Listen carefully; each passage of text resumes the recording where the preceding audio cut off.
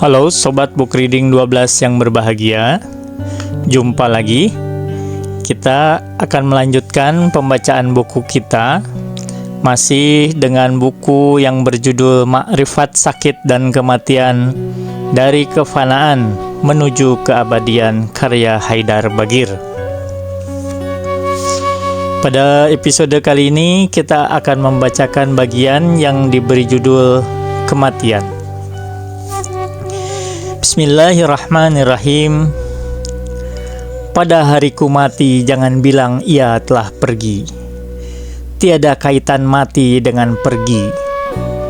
Di sini mulutmu terkatup, di sana segera terbuka dengan jerit sukacita. Jika ingin tersingkap tirai, pilihlah kematian. Bukankah kematian itu kau masuk kuburan? Kematian adalah kau masuk ke dalam cahaya. Rumi. Hampir-hampir tidak ada yang perlu diingatkan lagi bahwa kematian itu tidak bisa dihindari oleh siapapun. Kullu nafsin dha'iqatul maut. Tiap-tiap yang berjiwa akan merasakan mati. Quran Surah Al-Ankabut ayat 57. Dalam konotasi kata dha'iqatun terkandung makna sesuatu yang pasti, yang kepastiannya harus ditegaskan justru karena kapan waktu kedatangannya tidak pasti dan bisa datang secara tiba-tiba serta tidak bisa ditolak. Sebut saja, semua jiwa itu akan diterkam secara tidak terduga dan tidak terhindarkan oleh maut. Maka seharusnya sikap kita dalam menghadapi kematian bukanlah dengan rasa takut, karena ketakutan itu tidak akan ada manfaatnya. Bukan saja kematian itu akan datang, tapi kematian itu bisa datang sewaktu-waktu. Bahkan bayi yang baru berusia sehari pun bisa meninggal dunia. Malah bayi yang baru lahir di rahim ibunya pun bisa meninggal dunia. Karena itu, seorang filsuf Jerman yang terkenal dengan mendefinisikan manusia sebagai a being unto death, wujud yang setiap saat bisa diterkam kematian.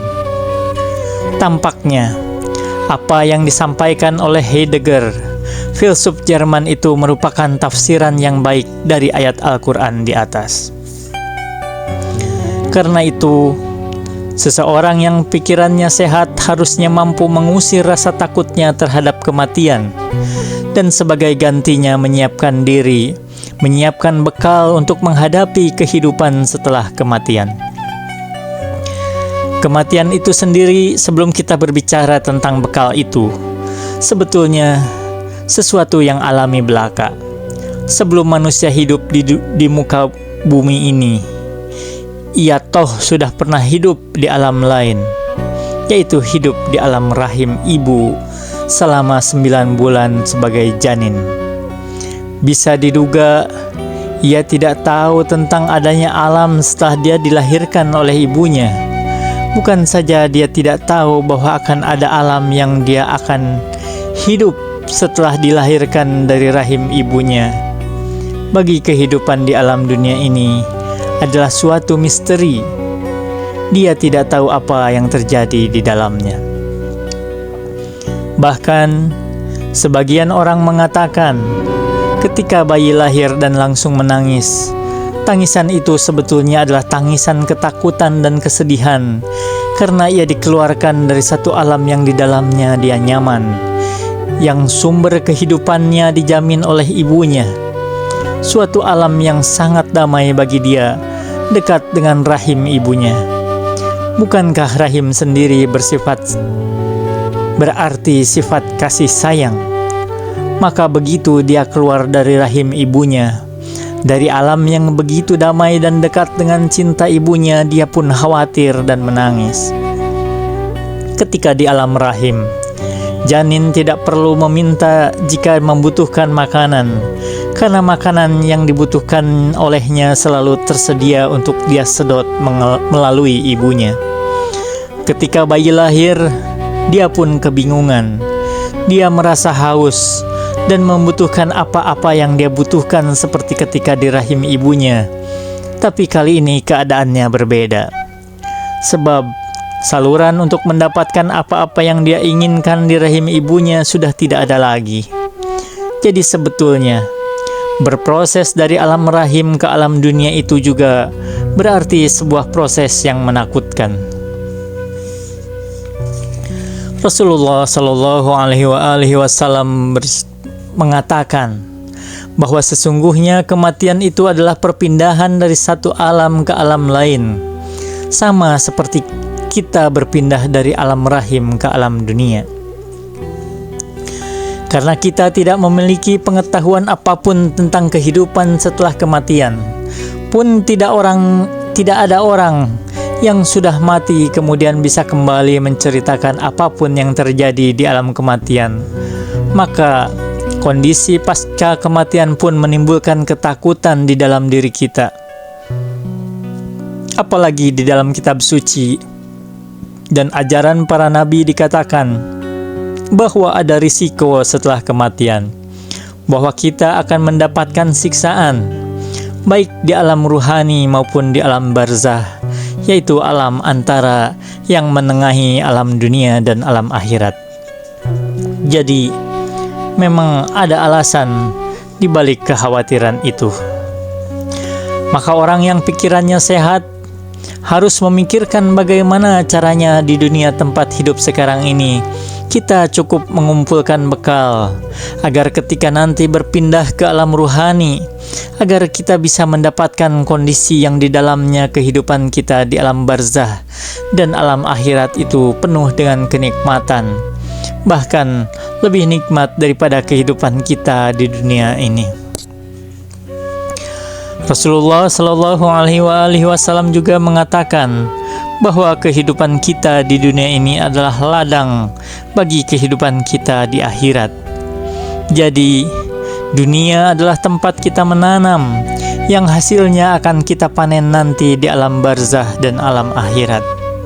Di dalam Al-Quran juga dikatakan, siapa yang menginginkan pertemuan dengan Tuhannya, maka hendaklah dia beramal saleh. Quran Surah Al-Kahfi ayat 110. Pertemuan dengan Tuhan sesungguhnya adalah pertemuan dengan kekasih kita, yaitu kenikmatan tertinggi yang bisa kita peroleh di surga.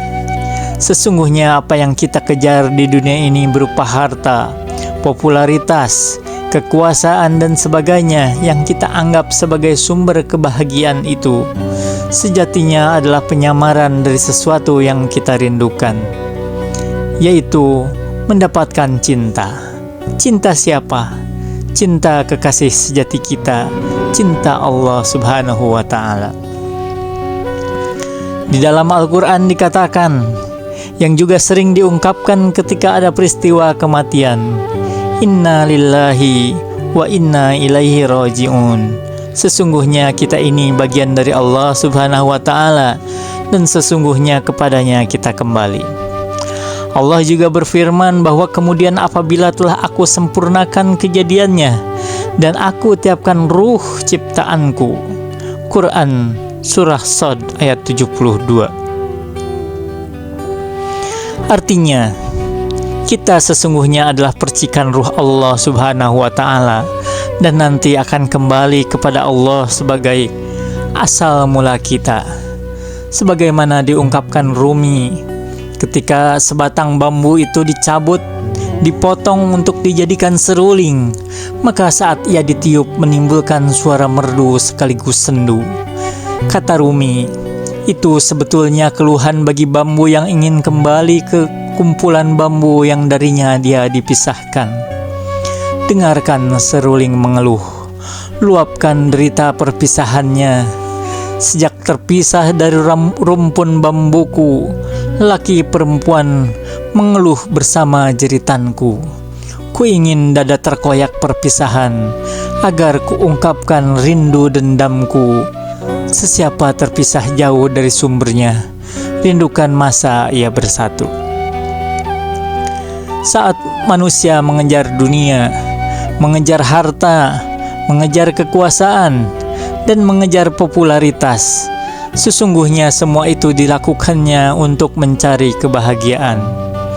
Padahal Allah Subhanahu wa Ta'ala mengajarkan bahwa kebahagiaan sejati itu adalah ketika kita kembali kepada sumber kita, kembali kepada soulmate kita, kembali kepada kekasih kita, yaitu Dia juga. Itulah sejatinya surga. Allah Subhanahu wa Ta'ala berfirman, "Jika kamu merindukan perjumpaan denganku, maka beramal salehlah kamu ketika di dunia ini." Quran Surah Al-Kahfi ayat 110. Maka alih-alih takut kepada kematian, sebaiknya kita upayakan agar kita hidup di dunia ini sebagai khalifahnya dengan sebaik-baiknya, menjadi wakilnya, wakil dari zat yang penuh kasih sayang, agar kita pun selalu mengungkapkan kasih sayang dan berbuat baik kepada orang banyak. Seperti kata Khalil Gibran, "Kau kan tahu rahasia kematian, tapi bagaimana kan menemukannya kecuali mencarinya di jantung kehidupan. Burung hantu yang bermata malam, buta terhadap siang hari, tak dapat menyingkap misteri cahaya.